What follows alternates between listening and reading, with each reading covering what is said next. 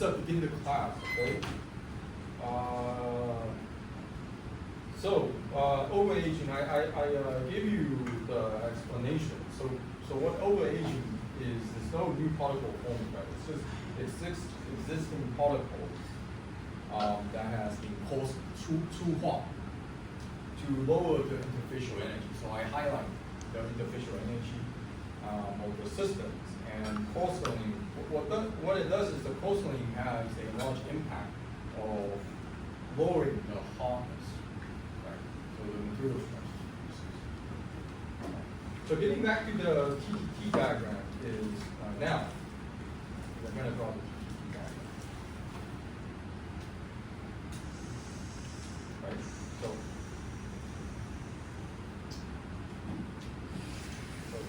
this is the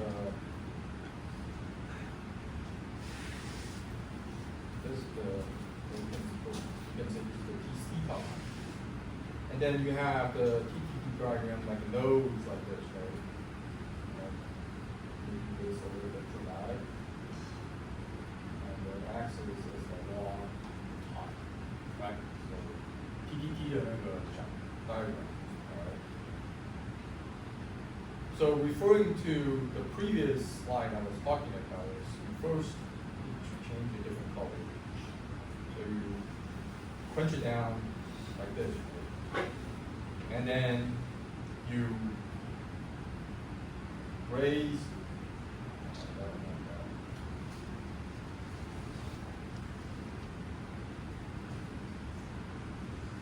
that temperatures, and then you hold. So what this is quench plus reheat.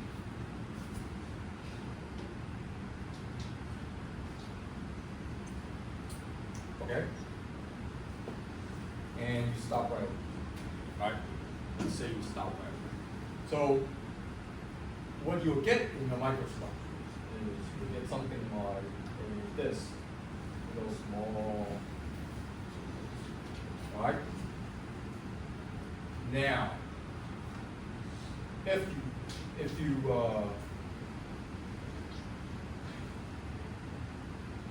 decided to raise that temperature a little bit farther, so you're going to do that, raise that temperature, and then hold it the temperature all the way. Instead, what you get is you get a very coarse person.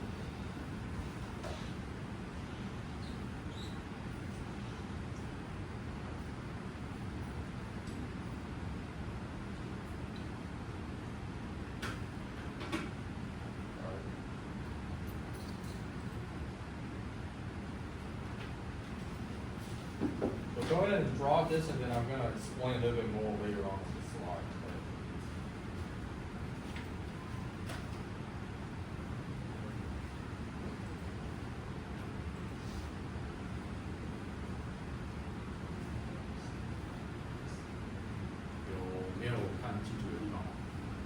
Coarse 是粗化 ，C-O-A-R-S， C-O-A-R-S。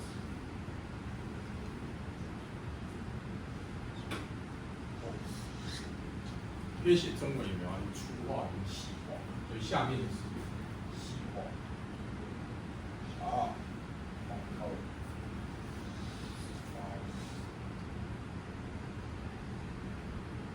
F-I-N-D。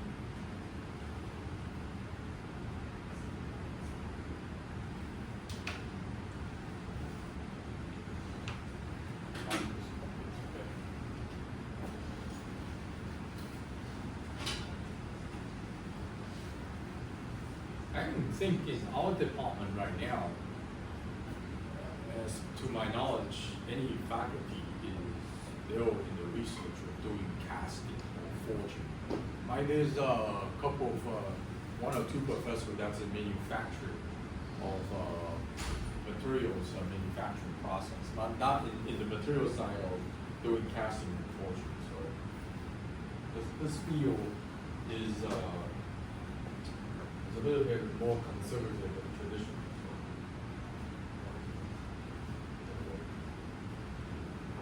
Okay, all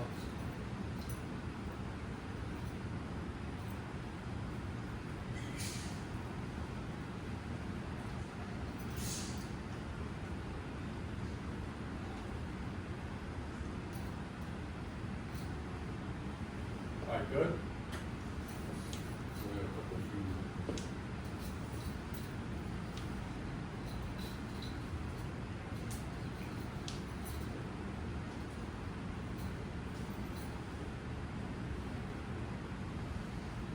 So kind of still waiting for people that's copying this down is, I was talking to a few colleagues right now. It's about 20 years ago, people got doing this field of metals.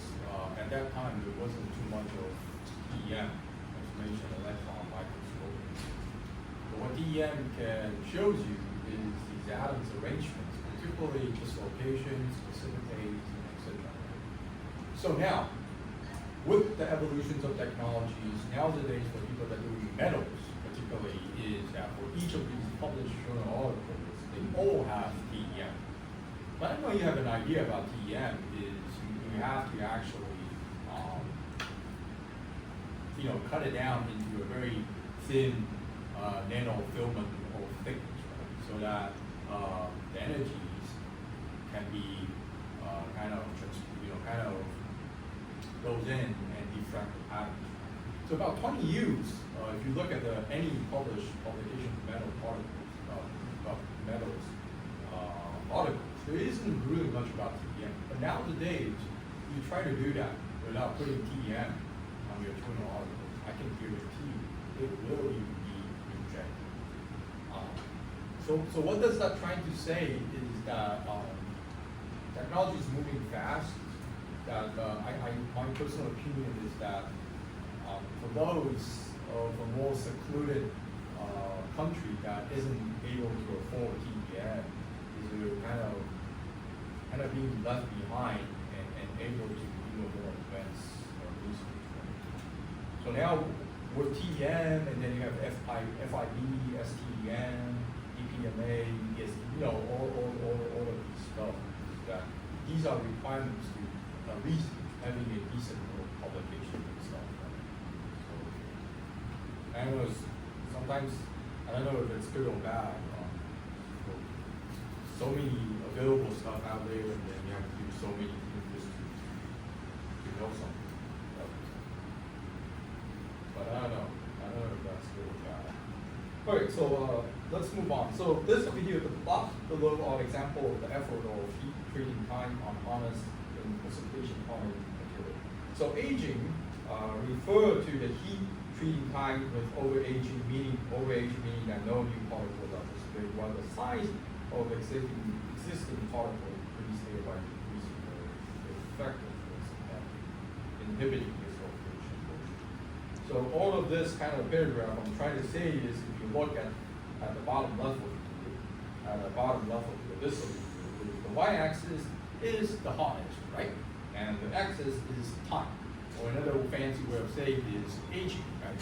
So over here, if you recall, it is the GP zone, the GP zone, right? And then over time you have the C dot blah blah particles, C dot blah blah particles, right? And then eventually the overaging you get C dot particles. So this kind of thing, kind of cross over here, this is where the particle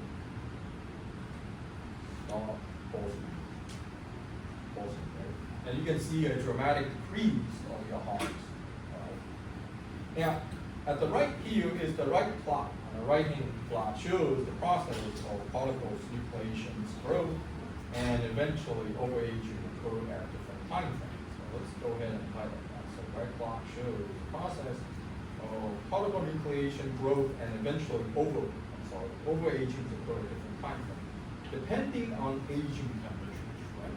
So this on the right hand, what I have provided you is three different curves, which is 0, 40.5, and 99 Celsius. So what this tells you is that today, if you have, so this is not aluminum copper, by the way.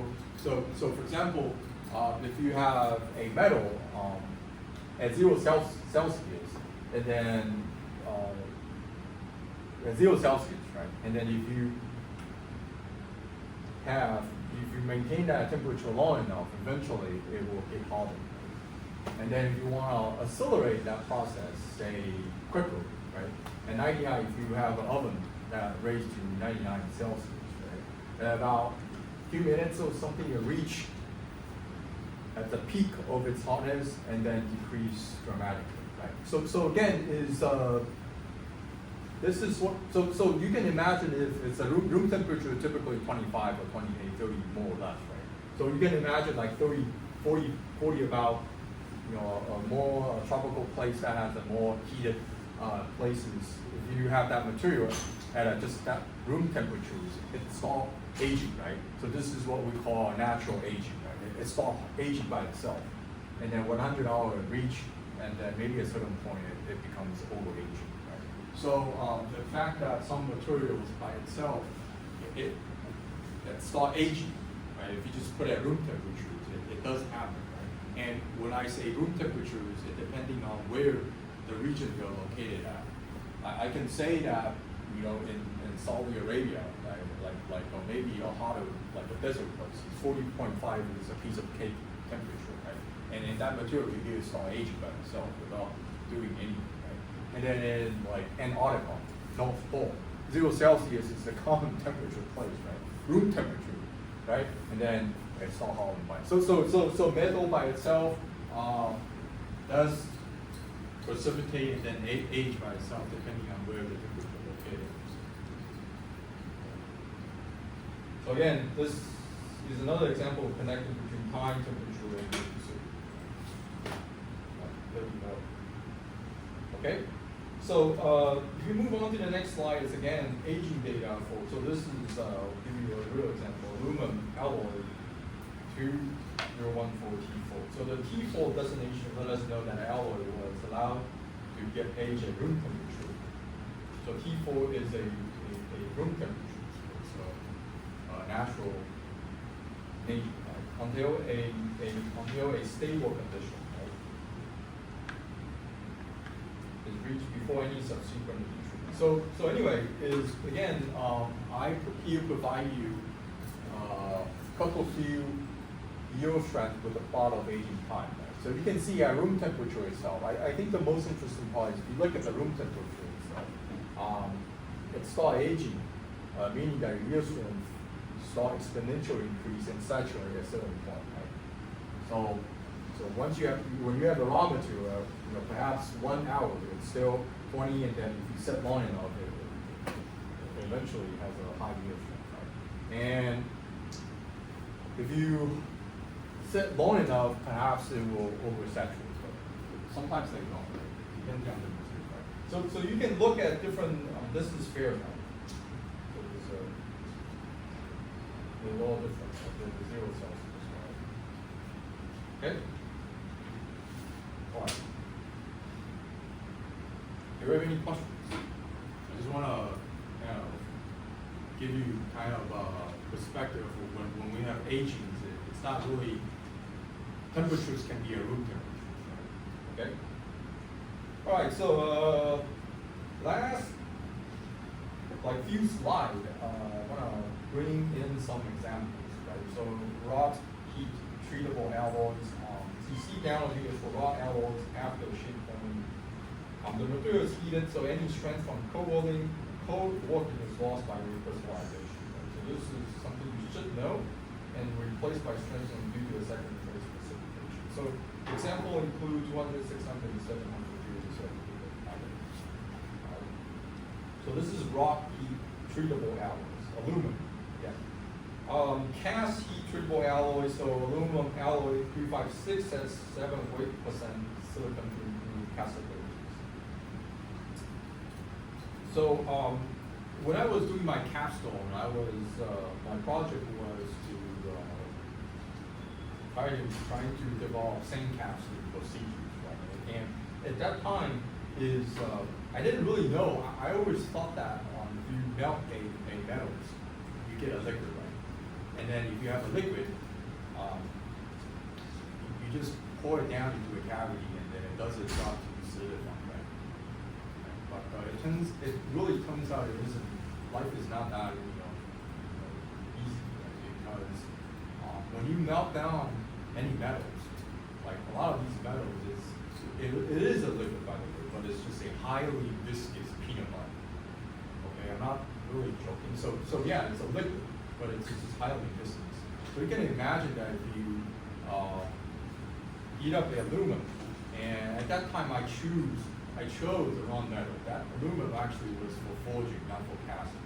So I actually raised to the melting temperature of like 650, and I put it in a crucible, and I was pouring down. And that was just like, when I saw that, it was like appalling, because like that liquid was just like peanut butter. That when it flows in, it doesn't cover the entire powder. So anyway, long story short is that normally when they do casting, they add silicon to improve the flowability. So that what happens is it promotes and turns into water. So it's very water effective powder. Right? So yield strength was ductility. So O means that it's original. It hasn't done any heat treatments yet. So T4 meaning that it's natural heat treatments, and then T6 is artificial heat treatment, meaning that it's a human heat treatment process as well. So I think the most important part I want to show is that you can see the yield strength, and with axis elongation, they increase exponentially, right? So I think this I think this also resonates what we have learned so far, right? So if you have more heat treatment process on these materials, meaning that you compromise your elongations and increase your yield strength, right?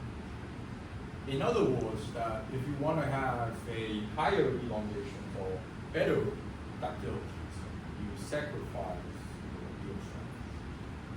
Okay? So say if I have a 7075 T6, right, and I decided, hey, I wanna draw this material, and I make a rod longer for my bicycle, right, and the elongation isn't up to the task. What do I do? Well, first of all, what you do is that you have to heat up to the temperatures where it has only one single phase, right? And then do a different heat treatment process so that you can get a better elongation. Maybe like to get to 7075 original, right? So if you heat up to its original single phase, right, the elongation is a lot longer than 7075 T6. So this is like you always need to choose. There's no perfect material. All right, so just a review of phase diagram. I'll probably have this in the final exam. This is an easy question if I ask you the phase component. I think everybody should get this. So this over here, you take that, right? And then this is next row. Right? And protected goes over here, right? So I'm not gonna. So this is protected, right? So we have L plus S1.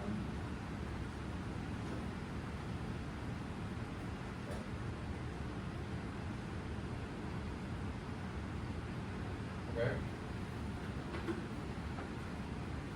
This is a quick review. So zoom in. The things to notice is the solubility of carbon in gamma is much greater than in alpha. Right? So if you look at gamma, so this is gamma. It has a solubility of 2.14%.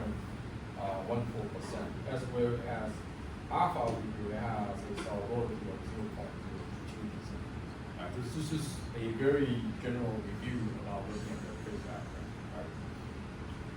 The eutectoid reaction 727 involves one solvent transformation into two different solids. Right? So if I were to ask you, three-way composition,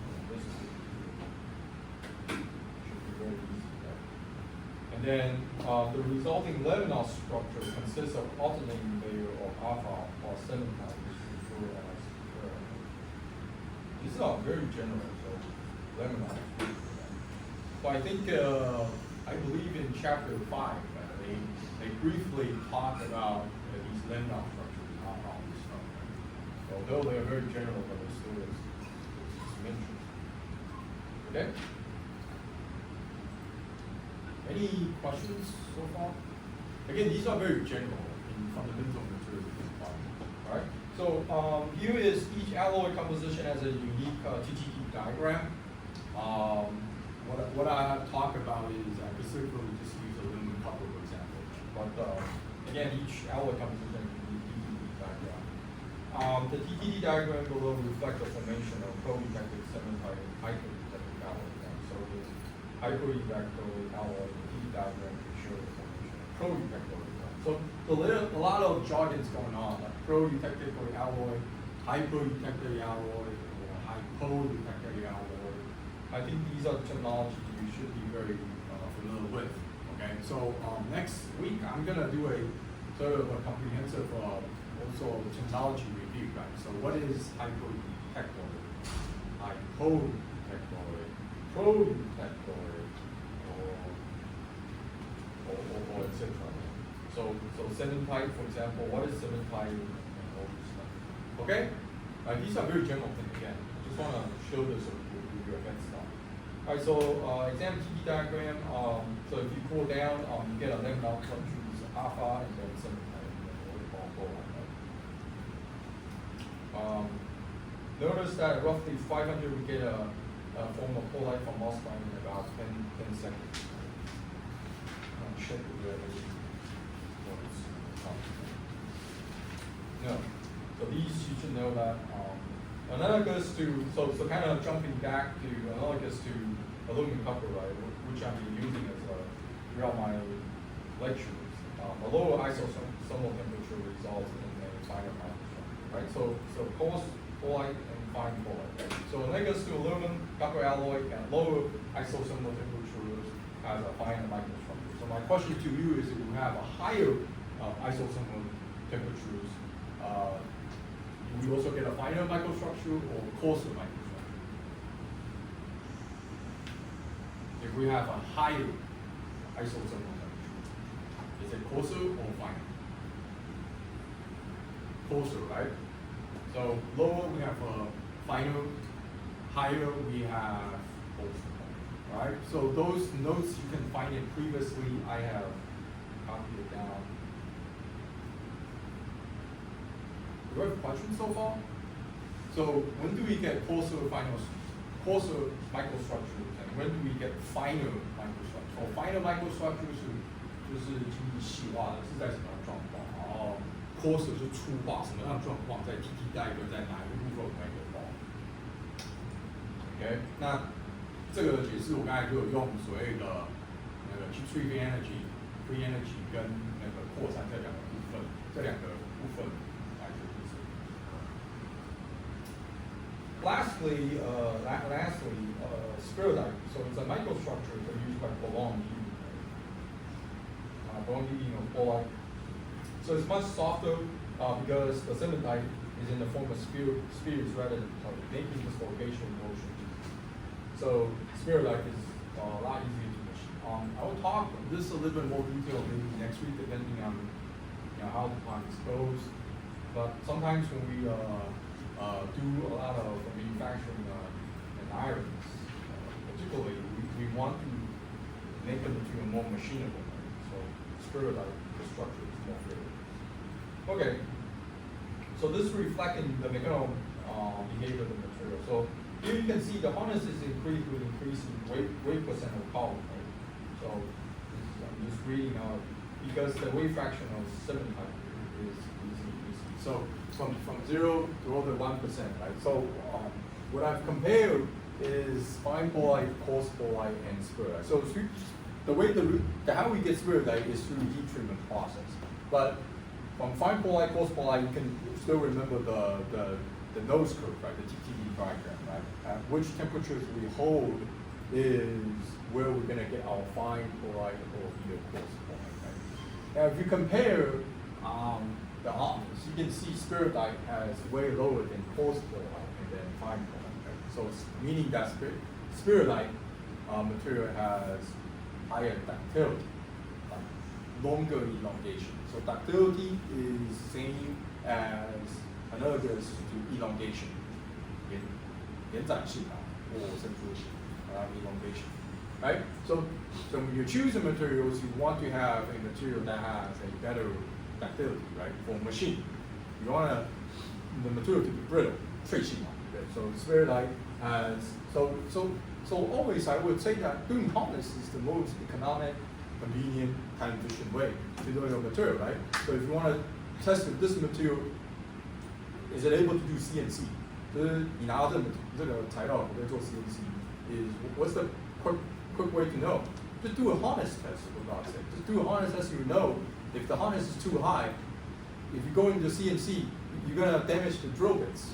你会把那个机型对坏掉。If the vendor didn't tell you, just do a hotness and you know if the hotness is so high compared to other material, there's no point of doing it. It's just gonna damage your CNC machine, right? So this is a number of year brittle hotness material. Spirite typically has about 160 to 200 brittle hotness, right? So that number is if you kind of try to remember that in your head. In the future, if you get any metals and your advisor asks you, hey, how about you touch a hole there, or make some notches, drill a railway, I don't know, but just do a harness. You know that it's just able to go into CNC rather than finding out later. Okay? Hope that helps. So heat treatment for funds and profit, right? So the goal is you want a material. One of the materials is the easy machine build with spirite. But I want to have the final product to have machine part property or fine chloride. So this is something always for doing heat treatment is the fun that where it comes in, right? So machine the shape you want from a powder steel heat treatment to produce spirite, and when finished, you heat the component above the temperatures to make the austenite cool such that they're not important, right? So you always can sort of manipulate the material properties by playing around with heat treatment process so that your final material properties can be what you want. Okay? So does that make sense?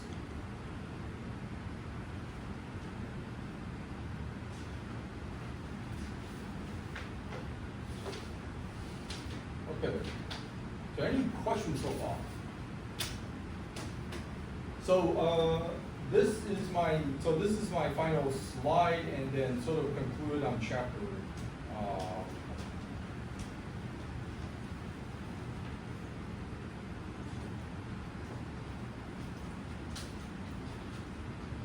So concluded my chapter 5. Okay. So if you don't have any questions, today will be my end of my class lecture for today. And if you have questions, please stay, or else I'll see you guys next week. Okay?